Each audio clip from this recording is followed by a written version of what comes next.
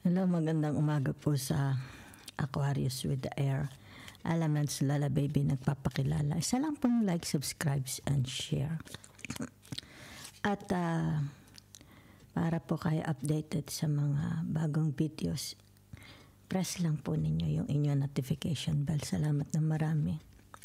Bigyan ko kayo ng general reading ha, sa mga natitira pong araw-linggo ng buwan ng Agosto.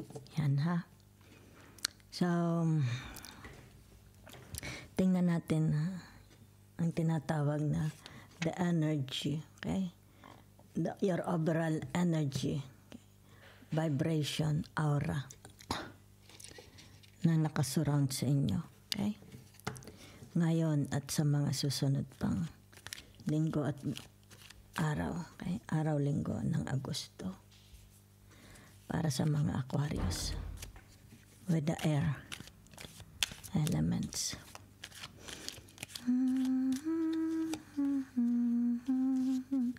Narito ang tinatawag na the seven, okay? The seven of pentacles. Yan, okay? Ito yung ang nakikita ko dito, you're investing, okay? Investing yourself para mapuntahan mo, okay? Yan ang tagumpay na nais mo, okay? It's like you are using all your resources, di ba? Let's say sabihin na natin ikaw is halimbawa sabihin natin binigyan ka ng nanay mo ng pera para mag-aral ka, di ba? Yan para marating mo ang gusto mo. So ang nakikita ko dito, you are using all your resources, di ba? Maybe your talents, you are using your talents, you are using your gifts, di ba? Para dito ma-achieve mo, makuha mo yung goals na gusto mo sa buhay mo. So, meron dito. Okay, Aquarius, okay? Kasi naman ito, it's like gustong pumunta, okay? Meron siyang sadya. Kasi kulay blue ang kabayo, maraming kulay blue, di ba? So it's about tinatawag releasing, okay? Kung ano nasa kalooban nila. Gusto nila makipag-usap sa iyo. Yan. Kung nasa dyan nila, it's like a heart-to-heart talk. Kasi kulay green ang damo, okay? So kung baga dito puno-puno sila ng pag-asa, di ba? Na sana mapagbigyan mo. Yan, manifesting ha, okay? So naririto ang tinatawag na the Six of Swords, yan ha. Ay ito yung tinatawag na kilala mo ito from the past, okay? Maaaring kaibigan, maaaring naging asawa mo, okay? Maaaring kapatid mo, okay? Kung sino ito, yung tinatawag naging romantically involved ka sa kanya from the past, okay? So yun lang ang nakikita ko. So, tingnan natin ha. Meron dito ang tinatawag na the two. Okay. Yan no. The two of pentacles. So, nakikita ko for some of you, yung tinatawag very, very balanced. Okay. Everything sa buhay ninyo is very balanced. Mind, soul, okay. Body, very, very balanced. Maaaring tinatawag yung relationship to others, di ba? Yun yung trabaho, yung pera, kasi nangunguna. Ano? It's like you have all the resources, di ba? Di ka nawawalan. So kasi naman ito ha, it's like meron itong malalim na pangangailangan pupunta sa inyo. Yan na, maaari ka mag-anak. Okay? So, meron dito, it's like merong the Page of Pentacles. Yan ha. So, sino ang the Page of Pentacles na yan? It's like bata pa, meron na siyang pera. Yan ha. O maaari ito yung tinatawag na may paggagamitan siya ng kanyang pera. Diba? may paggagamitan siya ng kanyang, let's say sabihin natin, ng kanyang skills, talents, gifts, di ba? Hawak na niya eh. Maaari tayo mag-i-invest, di ba? O mag-aaral uli, maglalakbay, baka maglalakbay. So, let's see ha. That's the energy surroundings para sa mga Aquarius. Tingnan natin itong the 7 of Pentacles. Saan yan? Okay. So, naririto ha. It's like merong mag-o-offer sa inyo. Yan. Mag-o-offer. Halimbawa ng trabaho, pagkakakitaan. Okay? It's like tinatawag, magmo-multiply ito. Diba? Yan. At very, very attractive. Okay? So, maring dito, for some of you, meron kayong paggagamitan. Diba? Ng pera. Yan. Maring magpapaganda kayo ng bahay, ng garden. Yan ha. The outcome, the result. Yan. May mga problemang nahaharap na kailangang bigyang pansin. Yan. Mga problemang nahaharap, kailangang bigyang pansin. Yan ha. Baka sakit. Okay? Baka sabihin na natin sa family, may family issue. Diba? Kailangan bigyang pansin. So, ibig sabihin ito, tinatawag, this person has no, it's like, hindi, aywan ko ano gayon. Lumabas lang yung good riddance, di ba? Okay. So, meron dito, it's like tinatawag, may mental telepathy kayo, iniisip kayo from far away. Yan, itong taong ito, ha? Okay? Siguro ito yung tinatawag, pinagsisihan niya ang ginawa niya sa inyo. Diba? And they are hoping and praying na mapatawad mo sila. Yan ha, okay? Yan o, it's like pinipicture ka nila. Diba? Yan. Na sana'y mapatawad mo sila. So, ibig sabihin ito, yan o, take the past mo. Yan ha. Kayo guys, tinatawag na nagkaasawa or sabihin na natin, baka may nakalib-in kayo from the past, di ba? Ibig sabihin nito, tinatawag, yakapin mo siya, di ba? Baka ito'y kapatid din, ibang tao, kaibigan, di ba?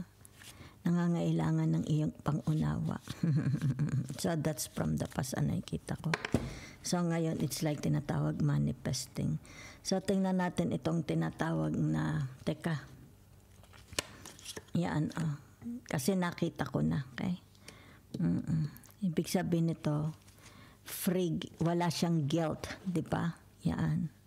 It's like sharing your blessings to the humankind, to the world, di ba? Kung ano itong tinatawag na, kasi very balance, kung ano itong tinatawag na natatamasa ninyong blessing, isineshare naman ninyo, okay? Sa iba. Okay? So, tingnan natin the page of Pentacles. Yan, ha? So, ibig sabihin nito, you will receive something big. Yan. Kasi meron ditong, it's like magre-retire na sa kanyang posisyon. Okay? Yan. It's like publicly. Yan. Maaari ito sabihin na natin kailangan ng authentication from the lawyer. Okay? Yan, you will be informed. It's a very, very big. Okay? It's like pamana, a legacy. Maybe a position, whatever. Wealth, di ba? Yan. So, let's see your tinatawag marriage. Punta naman tayo sa inyong love, romance, single. Kung kayo is single, married, o baka ito yung mga exes, or kayo are separated. Okay, is separated. Tingnan natin.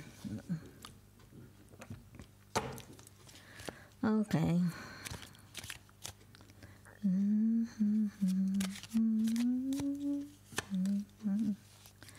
For some of you, nakikita dito, okay, mga Aquarius, is they are not in a relationship.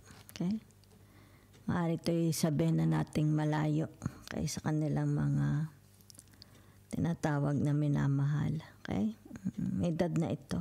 Yan. Either dahil ito ay the king. Okay? The king yata or the queen. The queen. Okay? The queen of swords. Yan. Swords ba ito? Hindi. Wands. Okay?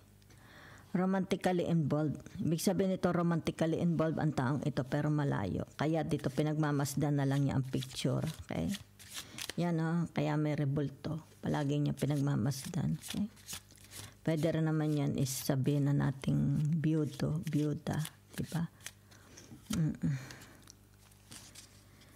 So, for some of you, ito yung tinatawag na maaring there is, okay? Whatever is this, it's more about producing, okay? Gagamitin. Yan baka kayo magpapatayo ba kayo ng bahay? Yan. Magpapatayo ba kayo ng business? Diba? Mag-aano ito yung tinatawag mag-i-invest. Diba? Baka ibibili ang asawa ng kotse, ng bahay. Baka mag-o-open sila ng negosyo. Okay? So, ibig sabihin nito yung tinatawag na the ace, okay? The ace of swords. Yan For some of you, ibig sabihin nito yung tinatawag na i-give up na nila itong kanilang marriage life, relationship, di ba? Maaring gusto na nilang maging single. Whatever it is, maybe ito yung tinatawag na divorce, annulment, a legal separation. Okay? Giving up. They don't like responsibilities. Iniiwasan na nila ang tinatawag na responsibilities pagpasok. Okay? So, for some of you, ito yung tinatawag na the king. Okay? The king of swords. Yan So, meron doong ibon. Diba? Making a right decision. Ibig sabihin nito, meron dito mga magsasettle down. Okay? Decidido na silang mag-asawa. Yan. So, for some of you here, narito ang tinatawag na the Four of Pentacles. Diba? Okay. So, ano ibig sabihin ng the Four of Pentacles? Yan. It's more about focusing on the relationship. Okay? So, ibig sabihin nito yung tinatawag na they are working hard for their future. Yan Ito ibig sabihin mga married na ito. Okay? Mga married na yan. Ibig sabihin yan, hindi na sila they are not ready to mingle. Okay? Yan. They are married people. Yan. So, nakapokus na sila sa tinatawag na future nilang mag-asawa. Yan So, ito is someone, maybe this is your husband or your wife preparing. Ibig sabihin nito, for your future with them. Okay? With him, with her. Okay? So, focus siya sa kanyang pagtatrabaho para maganda inyong future. Okay? So, tingnan natin itong tinatawag na the Queen of Wands. Okay. So, ibig sabihin, for some of you, yung tinatawag na this na siya na it's like hopelessly. Okay? Hopelessly na maaari kayo ba'y hiwalay? Hopelessly na magkabalikan pa silang muli, di ba? Hopelessly na magkita pa sila, di ba? Yan. Kung kaya dito, hanggang tingin na lang siya doon sa rebulto. It's like a picture, di ba? Maaari naman sabihin natin hopelessly na wala na siyang pag-asang makapag-asawa pang muli, di ba? Wala nang pag-asa makapag-asawa. So, itong tinatawag preparation, okay? Yan. So, ibig sabihin nito, yung tinatawag na baka ito'y lilipat na kayo ng bahay. Okay?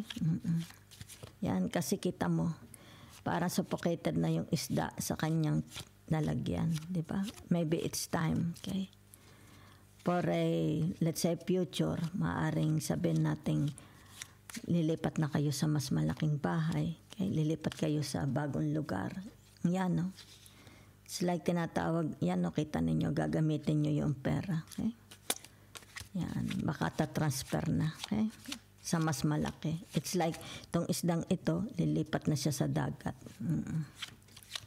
Lulundag na siya sa dagat. Malaki na siya doon sa kanyang aquarium. So, let's see itong tinatawag na the Ace of Swords. Okay, so ibig sabihin nito, meron ditong the Nine of Cups. Yan, ha? Ito ay naninilbi. It's like tinatawag na nakikisama siya. Okay? Sa kanyang mga, halimbawa, in-laws, diba? Sa kanyang biyanan, baka sa kanyang hipagbayaw. Nakikisama siya, diba? Yan, oh. Marunong siyang makisama. Okay? Siguro pinagsisilbihan niya ang kanyang mga biyanan, di ba? Mga in-laws, di ba? Yan. So, narito ang tinatawag na the Emperor. Okay? It's about tinatawag. Yan, no? Kaya dito kita ninyo lumabas na ari, ha? Kita ninyo dito, it's like tinatawag, prepare na siya. Okay? Buo na ang loob niya dito sa papasukin niyang relationship. Yan, no? Buo na, yayakapin na niya, embrace na niya. Okay? So, itong tinatawag na the Four of Pentacles, yan, ha? So, ibig sabihin nito, yung tinatawag na grabbing opportunities, di ba? Yan. They want to grab these opportunities. An invitation, okay? Maybe an invitation for a knowing each other, okay? Kasi nakatalikod. Maaari ito social media, baka ito dating apps or it's like tinatawag you are ready not to meet, okay? It's like tinatawag mag-usap na tayo if there is a sparks, di ba? So for some of you, ito yung tinatawag accepting, di ba? Accepting the invitation. Maaari tayo tatanggap ng manliligaw, di ba? Yan. So, ibig sabihin nito, yan na, confessing. Maaari ito yung tinatawag na gusto na niya mag-asawa. Okay? So, let's see your job. Saan tayo? Career, money, business, finance, abundance, career path. Okay? Yan. The Two of Pentacles. Diba? Okay? Excuse me. So, nakikita ko dito, let's say, sabihin na natin you have a business. Baka niyo-utilize nyo ang inyong bahay, ang inyong garahe, ang inyong garden, di ba? So, nakikita dito for some of you, maring niyo-utilize ninyo. Kaya may mga alaga siguro kayong, baka may mga poultry, pigs, tinatawag nursery, di ba? Yan, oh. So, ibig sabihin nito yung tinatawag harvesting, di ba? Delivery. So, maring kayo is may mga orders online, di ba? Baka ito'y business sa pambahay. Okay? Nakikita ko for you. Okay? The Empress. Okay? Pag sinabi mong the Empress, iyan yung tinatawag na you are making money. Okay? So, ibig sabihin, wala kayong problema. Okay? Financially, maganda. Okay? Ang pasok ng pera sa inyo. Okay? So, narito ang the Queen of Cups. Yan, oh. So, ano ito? Sandali. Okay. So, meron dito, it's like tinatawag, darating, flow of money. Kaya yan, oh. Kasi meron, it's like parang mga uod. Yan, oh, uod. Yan, kukuhanin. Okay? Kukuhanin ng ibon. Teka muna, it comes from you, kukuhanin ng ibon. Okay? Maaring kayo nasa online business, di ba? Baka may mga business kayo. It's like tinatawag mga kliyente, magdadatingan. Di ba? Pagdami ng mga kliyente, magdadatingan para kuhanin, pick upin yung kanilang mga orders. Okay, yan, nakita naman ninyo. Very abundant naman, di ba? Full of blessings. Yan, ha? Nakikita ko dito is full of blessings. Yan, ha? Maganda.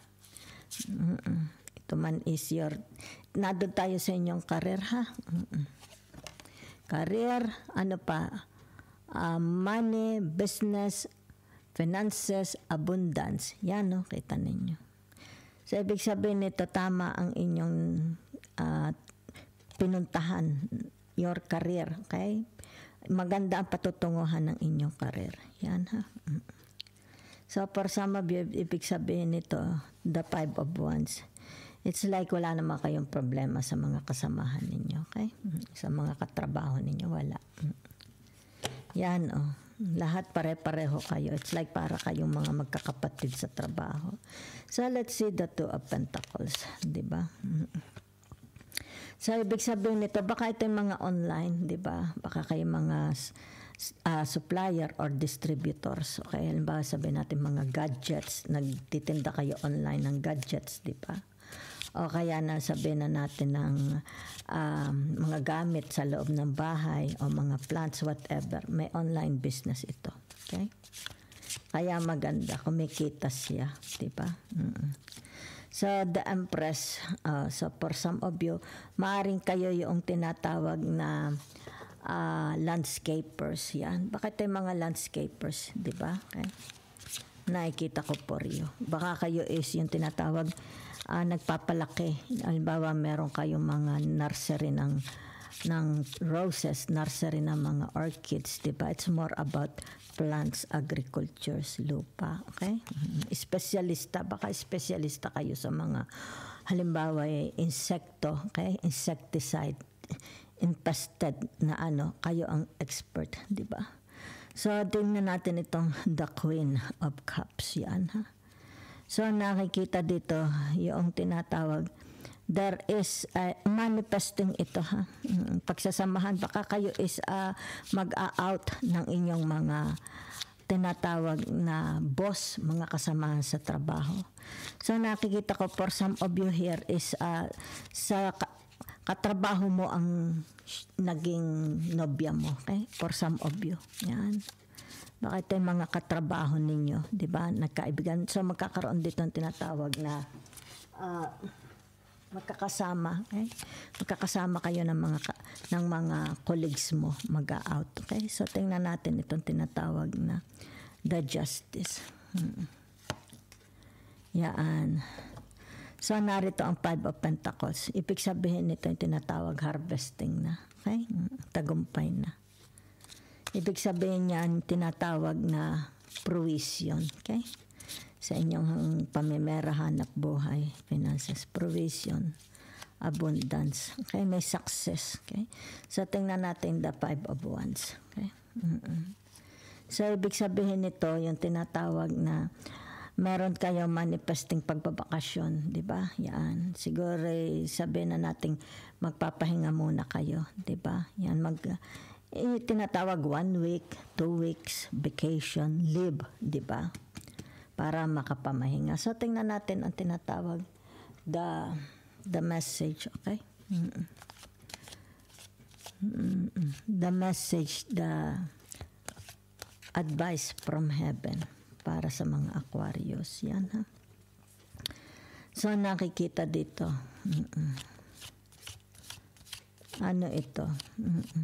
Nag-iisa kayo, di ba? Kita ng langit, palagi kayo nag-iisa. Okay? It's like tinatawag, you are always, meron kayo it's like a sanctuary sa isang bahay ninyo. Okay? Ibig sabihin na doon kayo most of the time. Yan, no? Di ba? Maybe doon kayo nagko-computer, di ba? Nag-online business. Doon lang kayo, di ba? So, ibig sabihin nito, yung tinatawag na mas prefer mo, okay? Ano ka? Yung at home ka. It's like a sanctuary. At home ka kung saan ka naroon, di ba? Lagi ka naroon. Doon ka lang makikita, let's say sabihin natin, 8 hours, 24 hours, di ba? So, nakikita dito yung tinatawag na growth, di ba? Okay? So, maaring ito yung tinatawag na apprenticeship. Okay? You will be ready. It's like tinatawag na, halimbawa, what you are praying. Yan na. It's like what you are praying to God. Yan. Dito, paghahandaan mo. Kailangan paghandaan mo. Okay? It's like tinatawag na, ano ga ang apprenticeship? Trainee. Pakaka-trainee. Okay? Trainee kayo sa bagong trabaho. Okay? Pero may growth. Yan. Heaven is assuring you there is growth. Okay? Yan. So, ibig sabihin nito, whatever you are doing, yan dito. Yan ha. Because you are praying hard for this. And God is listening. God will be very, very generous to you. Okay? God will be very, very generous to you. Yan. So, kung ano man itong inyo pinagdadasal na ito, mahigpit sa Panginoong Diyos, di ba? The Five of Pentacles, di ba? Temporary lang po ito. Yan. Huwag kayong mag-alala, sabi ni Jesus, temporary lang itong nararanasan mong Five of Pentacles, paghihirap. Okay? So, that's it.